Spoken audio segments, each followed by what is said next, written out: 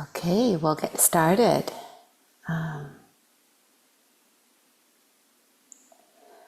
So in this last few days, we've been doing a sequence of a guided meditation, and that is related to opening to explore the nature within ourselves, in this body, heart, and mind. And we started the week with a sense of a grounding through sitting like a mountain, inner mountain, letting the earth element resting on earth. And then yesterday, we added an aspect of a breath and kind of the aliveness and movements of the breath and kind of a live mountain within. And so offered this sense of enlivening. And today we'll expand even further to include our emotional thinking world in our exploratory discovery, I guess. And the word I'll be using is enriching. And so grounding, enlivening, and then enriching. And today we'll explore that. And my sense of the emotional thinking world is a rich world. You know, sometimes our relationship to them is a little tricky. And yet overall, it's a very enriching dimension of being human. So those are my introductory words, and then we'll go into a meditation right now.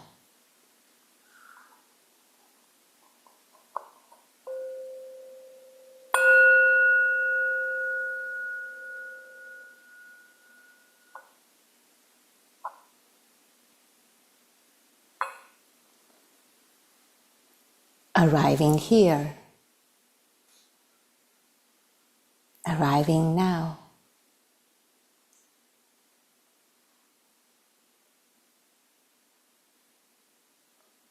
Arriving at where you are and how you are, just as it is.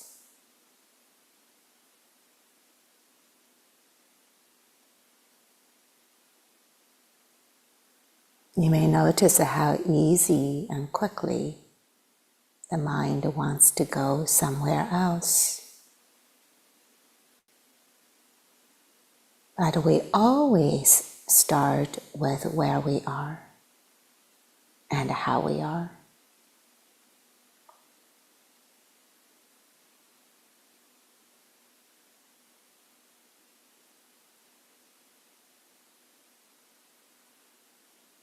Taking a few long, deep breaths. As you breathe out, settling downwards towards the earth.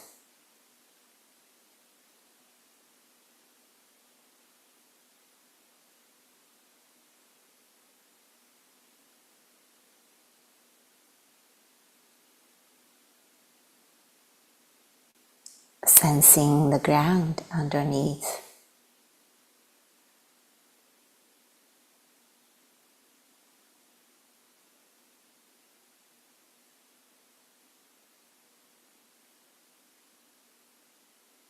Allow this earthy body resting on earth.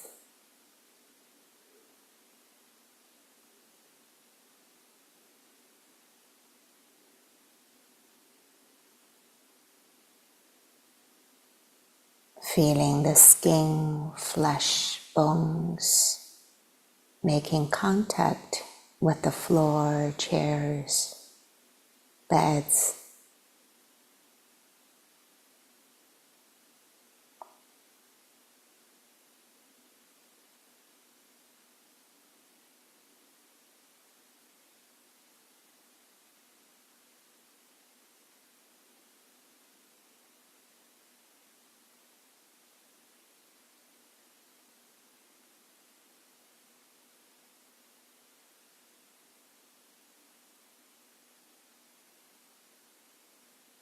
resting on the ground of Mother Earth. It feels like this.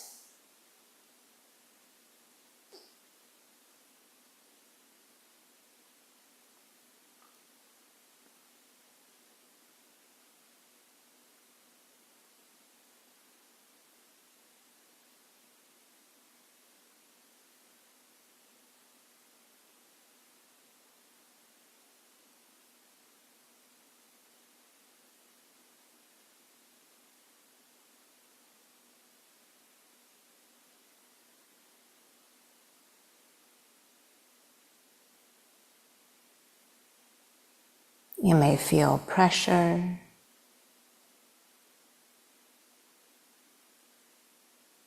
sensations in the contact,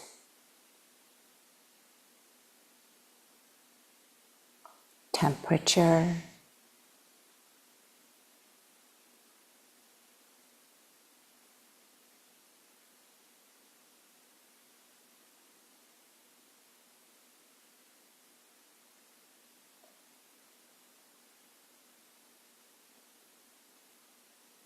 the earth element in the body is solid, heavy,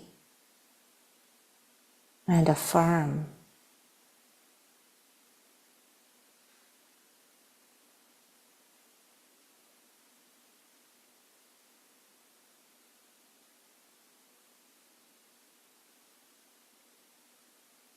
Grounding with the felt sense of the earth element in the body.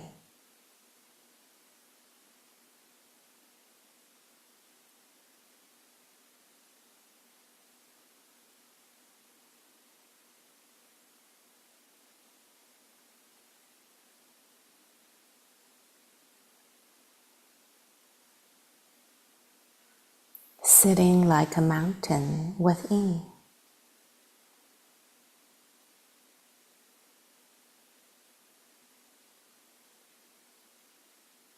Quiet mountain.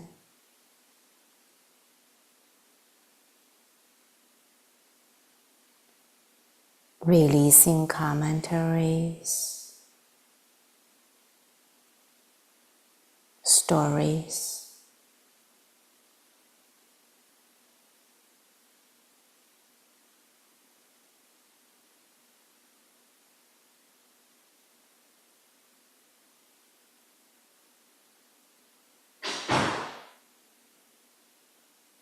The stability and the stillness of the inner mountain may highlight the movements of the breath naturally.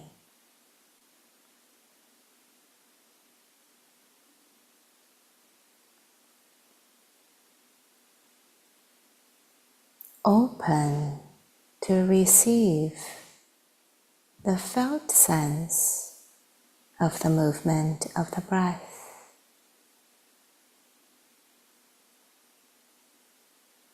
A life mountain where the breeze, wind,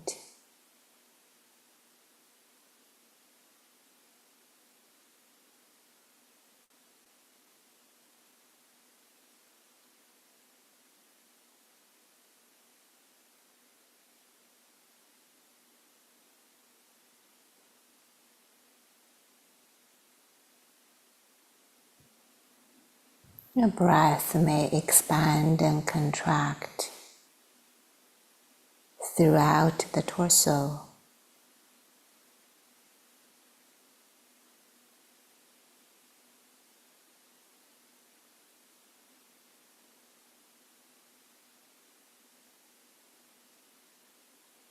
It may expand throughout the body, enlivening the cells and the nerve systems of the whole body.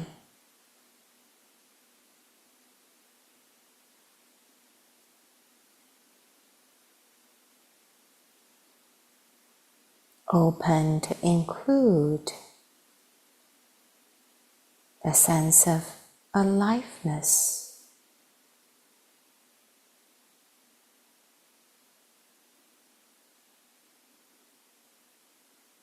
tingling sensations,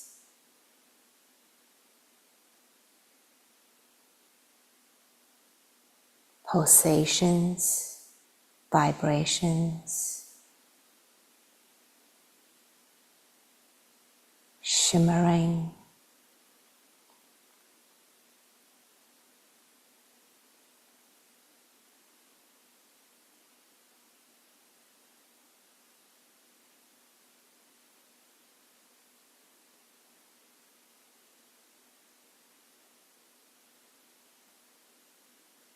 the movements of the breath enlivens the whole body.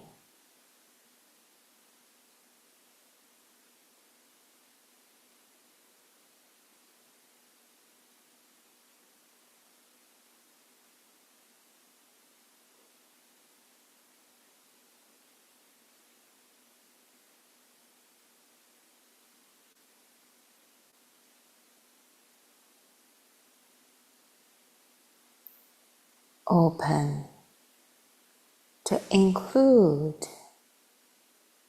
the felt sense of the movements of the emotions or emotional thoughts, or just the thoughts.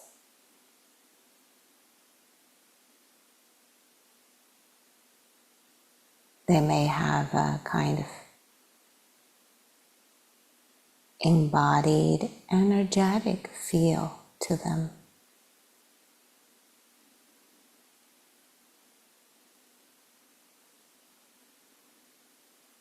It may feel like waves or thought bubbles.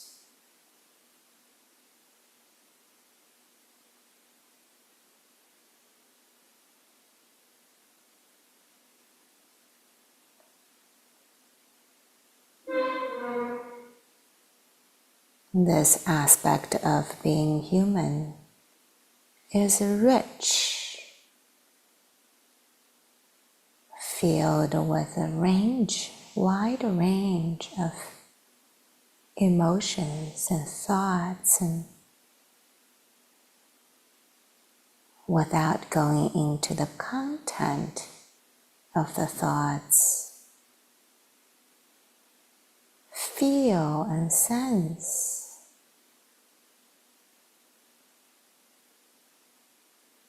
the rich dynamic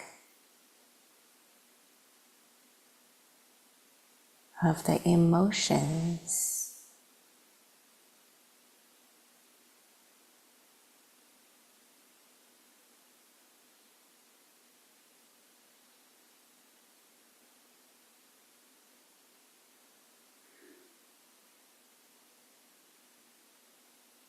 There may be lightness or the weight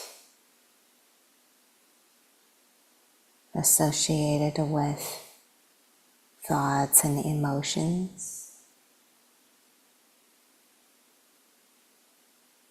There may be a sense of color associated with them.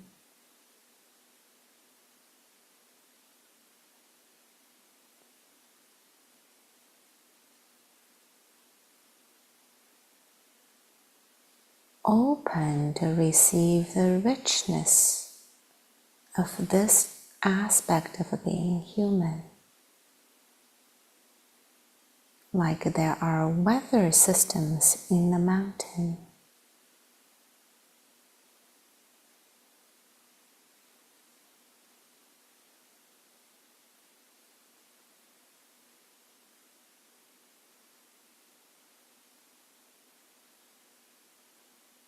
Releasing judging.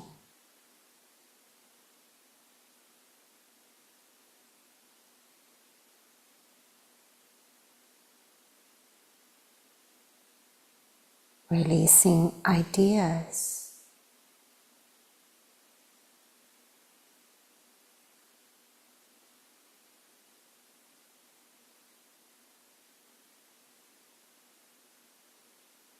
open to receive the richness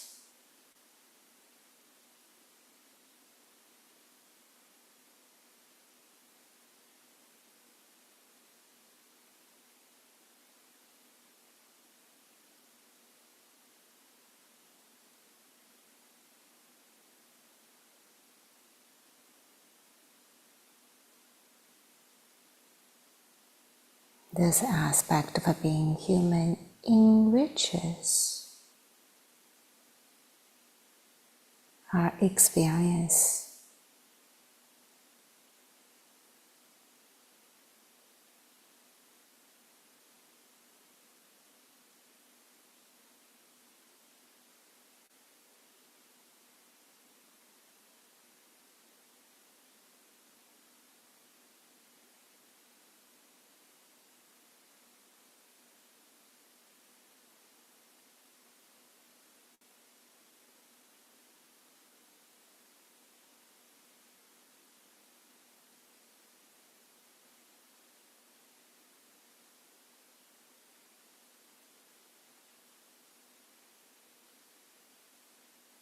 We stay connected with the breath while opening to the felt sense of emotions and thoughts.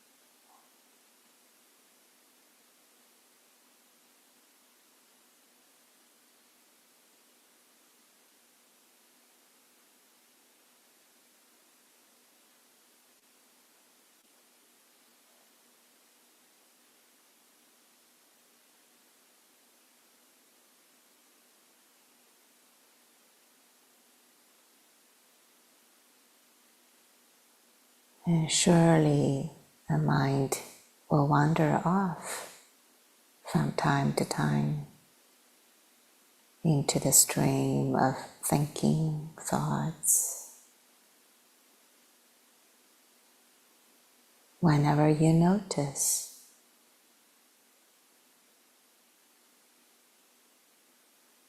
simply come back.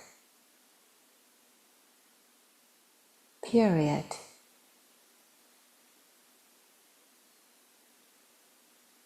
And I mean it.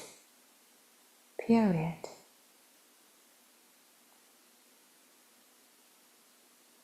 Releasing, judging, criticizing, complaining, blaming, I should, I could.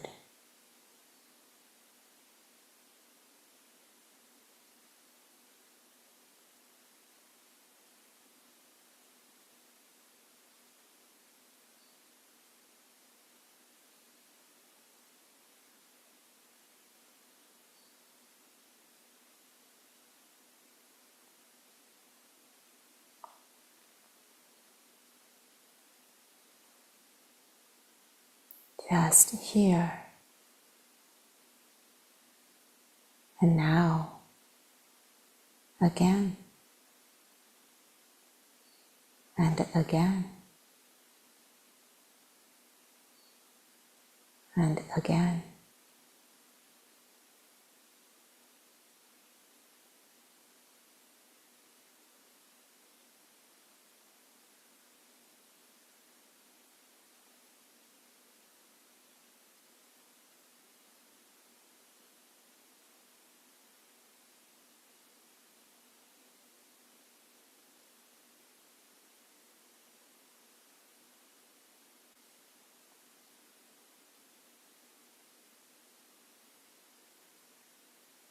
With a humility and a dignity.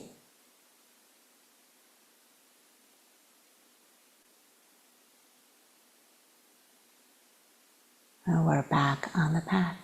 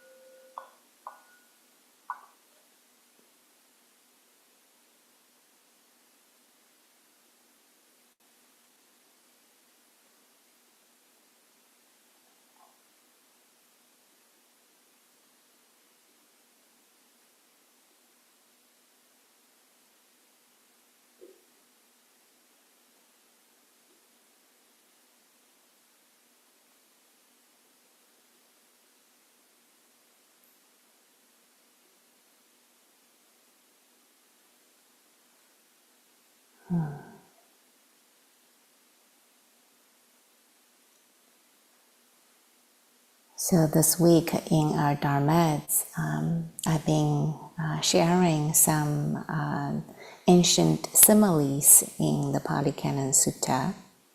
And yesterday I shared a simile that spoke about how chicken incubate and hatch, allow the chicks to hatch as a way to highlight the process of cultivation and development.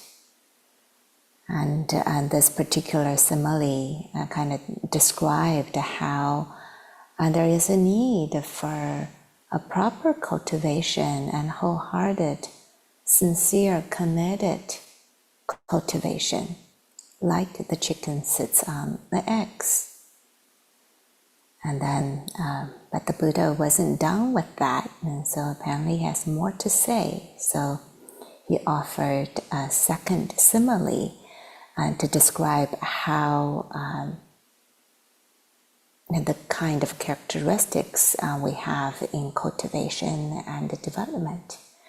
And this is a simile of as, or, I'll say, an axe. Maybe that's something we're we can relate a little more. This is a carpenter with using the arts in some way. Let me read this simile to you from the sutta. And the sutta is Samyutta Nikaya SN 22.101 for those who are interested in looking it up. And so here it is. Suppose a carpenter or their apprentice sees the marks of his fingers and a thumb on the handle of his ass. They don't know how much of the handle was worn away today, how much yesterday, and how much previously. They just know what has been worn away. In the same way, when a practitioner is committed to development, they don't know how much of the taints or defilements were worn away today, how much yesterday, and how much previously. They just know what has been worn off. This is quite interesting that I thought, wow, this simile carries a very different flavor or a texture than the chicken and the eggs. And this simile kind of point out another aspect of the practice. Particularly, it's highlighting that the measurements of our practice, how long it takes, how much it has been done, how much more is left. I mean, those kind of questions kind of make no sense because honestly, we really don't know. And so in the sutta, the words used here, they don't know. They don't know how much was worn off yesterday or how much was worn off previously. And so that's the truth of it. We really don't know.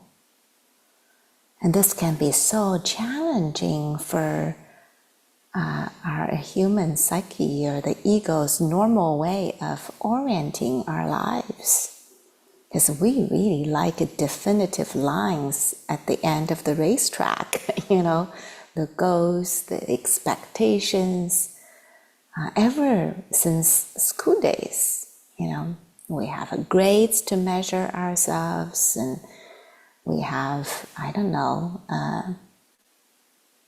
bonus to measure how we do at work, and we have all these things that we use to measure ourselves against. Did you get a house? Did you get married? And so we are very trained in this way of orienting our lives. And this kind of tendencies can lead to quite excessive judging, evaluating, calculating, comparing, fixing, striving, so you name it, right? And yet the Dharma doesn't work this way. The Dharma unfolding doesn't happen this way. I remember there were times that in my own mind, I'm like constantly asking myself, am I there yet? Am I there yet? And not knowing what there means. But that's the kind of orientation we can have.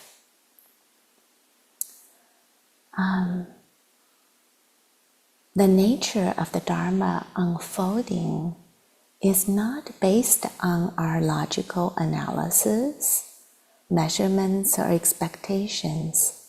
It is lawful and yet unfathomable. I'm aware that, many of us may not have been in carpentry.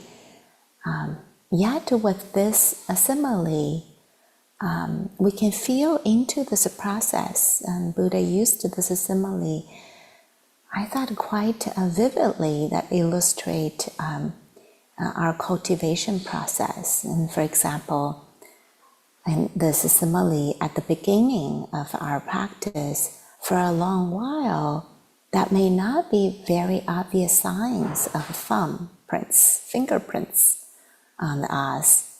Or we can say in our practice, there's nothing really visible on the surface and that changed. And yet we still practice with commitment and as best as we are able. I remember early days, it was really kind of sitting with the community. Maybe I'm borrowing the faith or the trust from the community I'm practicing with, or borrowing kind of a trust from the teachers, and intellectually the teachings make sense. And so there are these different ways to allow us to continue to engage. And the thumb marks, the finger marks may become kind of visible after a long process. But it doesn't mean that we wouldn't know anything in this unfolding. I think that would be pretty hopeless, at least to my mind, you know. So, and that's what the cryptic and the intriguing statement at the end of this simile comes in. It says, they just know what has been worn off. And so, you know, you're holding the axe and you keep using it at some point, and you do see your marks on the handle. And so the statement is, and they just know what has been worn away. I don't actually know exactly what this line means, but I can think of some different cases that may be relevant here. So I'm going to share a few different things here. For example, through the practice, in the moment, sometimes we can know that maybe a moment of frustration arises, and it fades away. When we don't react to it, or criticizing ourselves or others. And so there is a momentary knowing of something fades away, that is so often that we otherwise would have reacted to it. So in this way, we can know for ourselves, oh, we're actually suffering less, even if it's just for a moment. And also through the practice, over time, I don't know exactly how long, it's maybe kind of for individuals, it's rather subjective for individuals to feel in their own way. And there's no formula, you know. We can reflect for ourselves. Sometimes, at times, we can recognize that some of the habitual reactivities or unskillful reactivities of body, mind, speech has lessened, or they thinned out. Like yesterday, my husband and I were sitting over lunch, and he made a comment to me. He said, "Oh, your sharp edges softened a lot." Still comes out occasionally. And I took that as a compliment. So there's a process that does allow us to smooth out some of the sharp edges of our reactivities, and to allow us to have this marks of a change in our ways of being. Now, I myself want to share a story that I discovered in the process of my practice. there was a very habitual pattern I recognized, and that I think through my early years, that I was very thrifty. And so I would notice that I often stand in the grocery line and looking at items, prices and discounts, and I would start calculating, how much would I save this?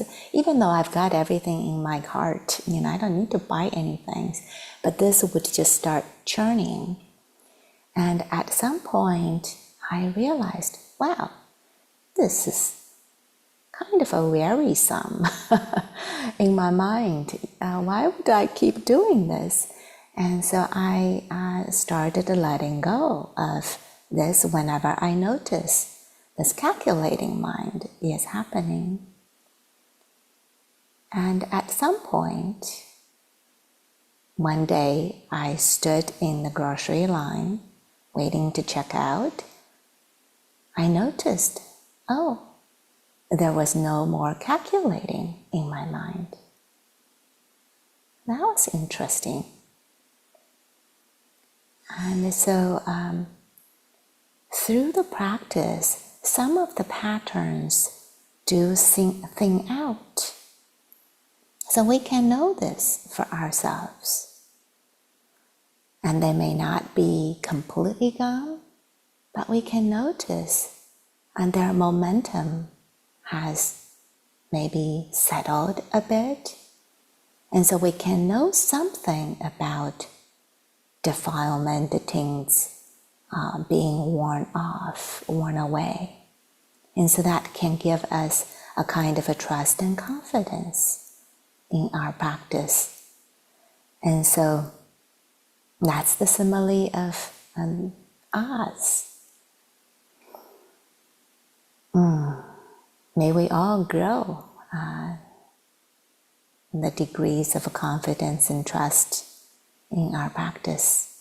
May we all benefit from it, and may it benefit all beings around us. Thank you for your attention. And so, be well, everyone. See you tomorrow.